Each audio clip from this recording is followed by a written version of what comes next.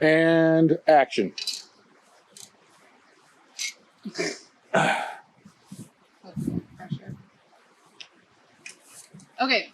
We're not in the frame, just the table for the most part. Okay. Might see here. Okay. So this is your score track. This is your wall of a palace that you're decorating, and this is your floor. This is a tile drafting game. You're aiming to like cover up squares in here with corresponding tiles from out here by filling up these rows. On your turn, which we can randomly decide who goes first, I have an app for that.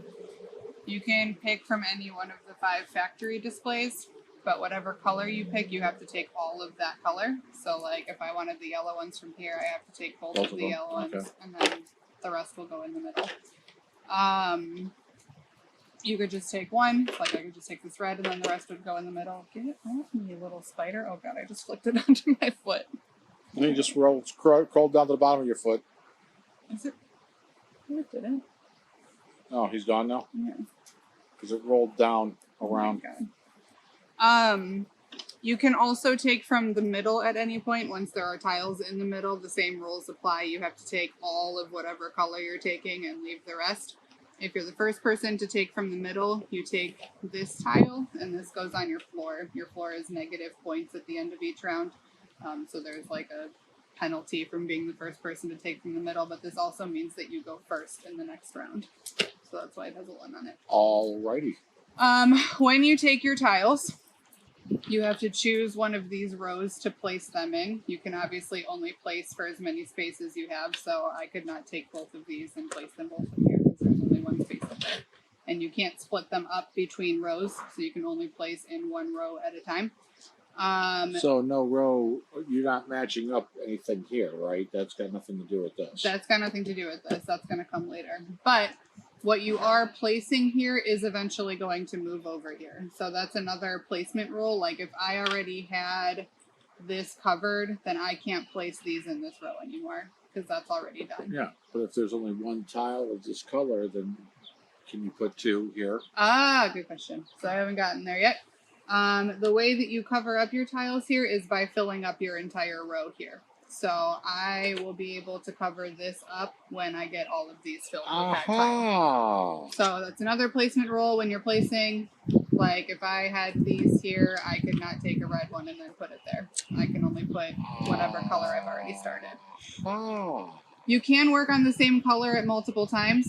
So like I could have these here and then on a later turn I could have this one and put this here. You can have duplicate colors. Now if you start that at the bottom, you have to get a Yahtzee?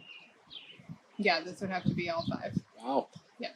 So the bottom row is harder to fill up. They will persist from round to round. So like if I start this and by the end of this round I don't fill this up, they get to stay there and I get to keep working on it later. So you don't have to do it all within one round. But you are stuck then working on that color until you finish it. So it's going to keep going back and forth until all of the tiles are gone. You can really screw someone towards the end of the round because there can end up being like 6 or 7 of the same color in the middle and someone's going to get stuck taking all of those. But that would be great if you needed to fill up this whole thing. That would be great if you needed to fill in the whole bottom. So there is a bit of like offense and defense played. Like you can take things just because you don't want the other person to have them if you know that they're working for them. Say I got stuck taking these and my only available spot was up here. I could place one there. Any that are left over that I can't place fall to my floor. And so that's where those extra negative points come from. So you're trying to not take more. Can they be removed from there? Yeah, they get removed at the end of each round.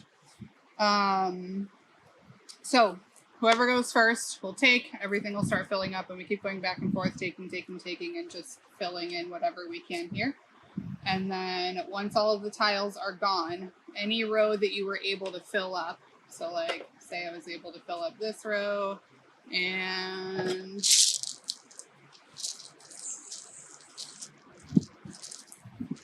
I was able to fill up this row.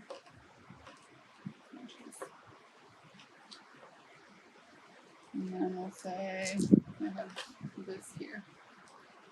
If this was my board at the end of the round, which doesn't actually make sense because there would be way more tiles than this here. You start at the top and you work your way down. Everything that's full, you get to slide that one over, and then that will get discarded into the box lid.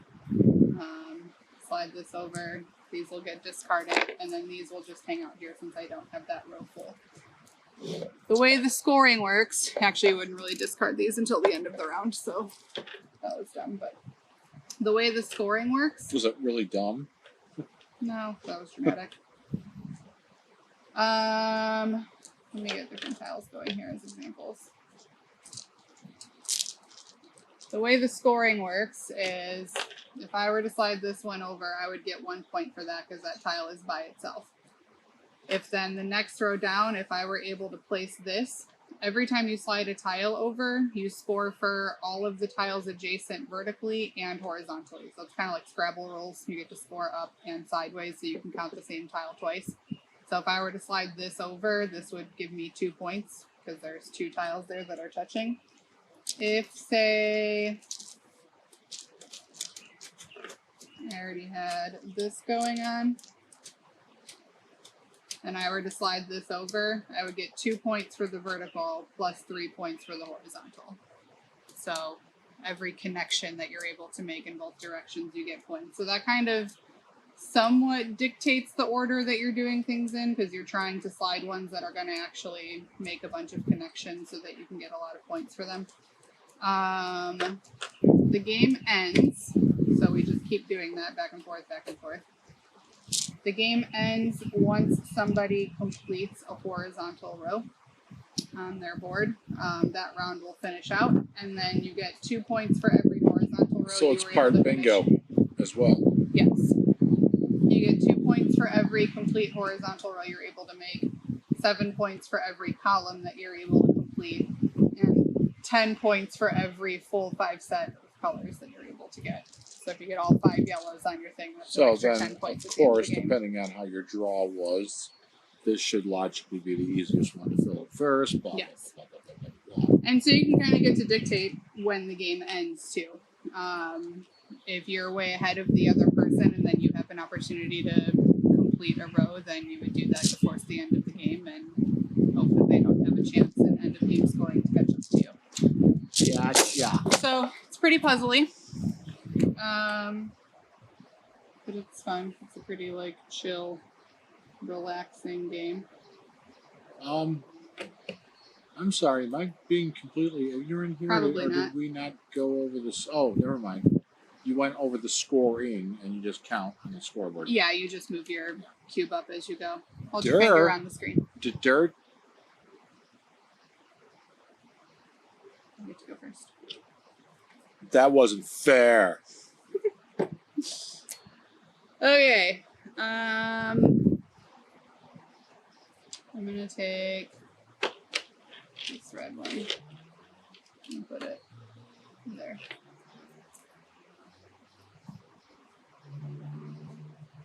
That's all it takes. You just took that red one and put it there. Yep. And then put the rest of it in the middle. Rest of it in the middle.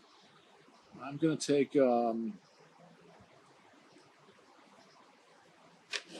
this red one. Put it there.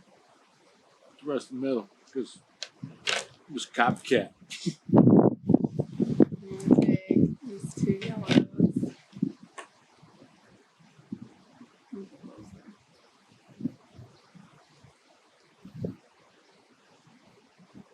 I want to take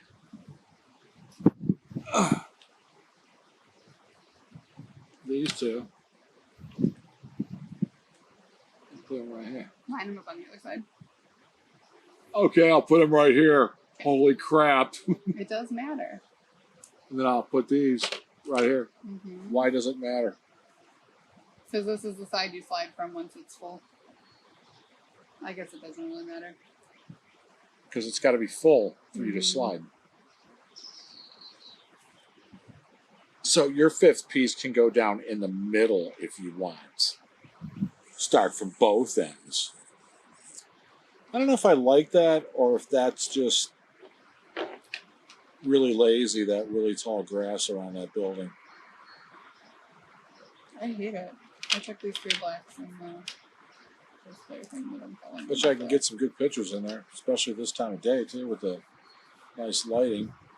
Problem is I'd probably get a shadow, or I don't need a shadow.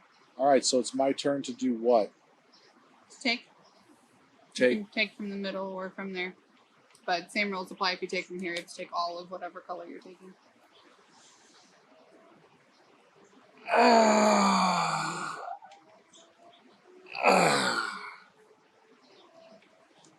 So I can take from here Mm-hmm.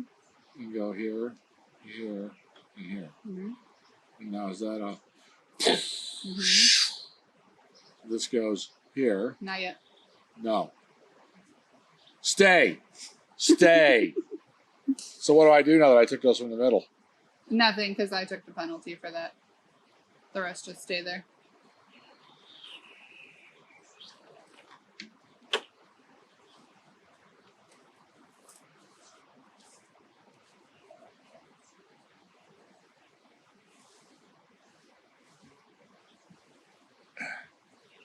Would you like flick that tick on me? That It sounds wasn't like a tick. sounds like a country western song. Did you flick that tick on me? So go one there, go one there, go two there. Wow. Didn't mean to do it so violently.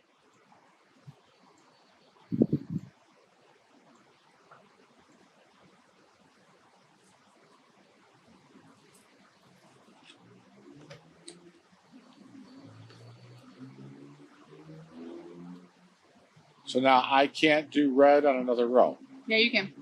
Oh.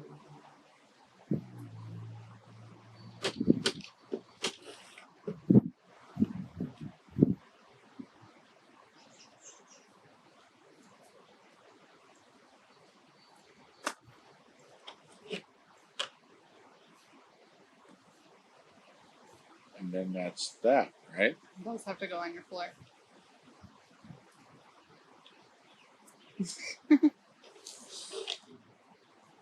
Starting. Mm-hmm.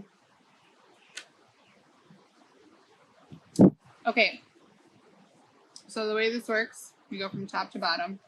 So this one is full, so I slide this over. And I get 1 point for that, because that's the only tile that's there. And then this one is full, so I slide that over. And this would be 2 points, because there's two connecting. This one's not full, this one's not full, this one's not full. So...